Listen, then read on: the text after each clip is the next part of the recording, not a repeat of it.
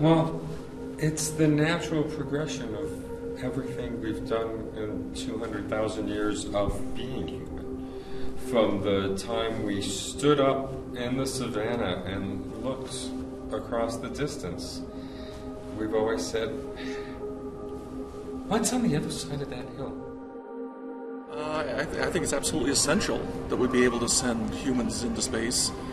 There's no way that rovers and robots and mechanical probes can have the insights into the environments that we'll be putting them into. Well, the advantage of manned space exploration is just simply what's inside here. The most amazing computer that we have is the human brain. The fact of being able to send a human being to Mars, to be able to make these decisions, to conduct the science there on the surface of Mars without a delay of 7 to 20 minutes for radio communications, to travel back and forth, to not have to pre-program steps into a computer, as functional, as advanced, as impressive as the robotic spacecraft we've sent out into the solar system are. They are not as impressive as the human mind. Well, I suppose the biggest argument against using humans for space exploration is the hostility of the space environment. The human body is just not simply capable of dealing with the environment. Space is a dangerous place. We're exposed to intense radiation levels that our Earth's atmosphere protects us from. Even our best technology today can only minimally protect us from that radiation. Well, a human body is not at all capable of sustaining itself in a vacuum. Without the air pressure around us, your lungs expand to allow the air to get into your lungs. But when you're in a vacuum, if there's no air, or if you're in a low pressure environment, say on Mars, nothing's going to rush in. You're not going to be able to get a breath.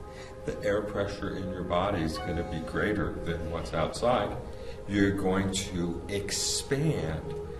Your skin is pretty resilient, so you might not necessarily burst, but you will start to ooze out of your pores. It would be an unpleasant experience. The liquid in your body will start to boil away, and you will suffer a very unpleasant death.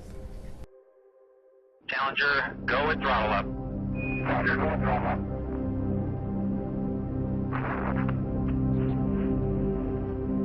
We have a report from the flight dynamics officer that the vehicle has exploded. My director confirms that. We are looking at checking with the recovery forces to see what can be done at this point. Well, Challenger was quite a shock. I was actually an applicant for the Challenger flight as one of the teachers in space. So that hit me particularly hard. It did make me think twice about whether or not exploring space was a reasonable occupation for people. In many ways, throughout human history,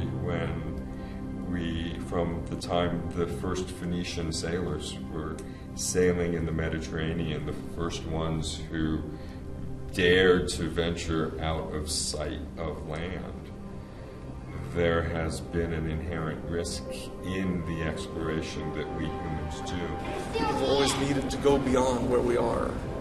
And those of us that are explorers, we understand those risks, and we're very willing to take them. I hope that we don't use those incidents to stop manned spaceflight. I wish there was more manned spaceflight.